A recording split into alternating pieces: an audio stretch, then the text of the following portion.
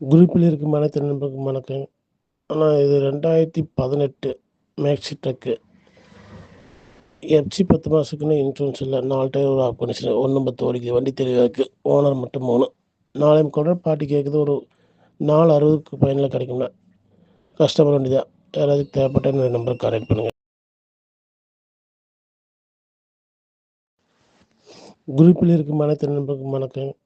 ஆனால் இது 2018 maxi truck.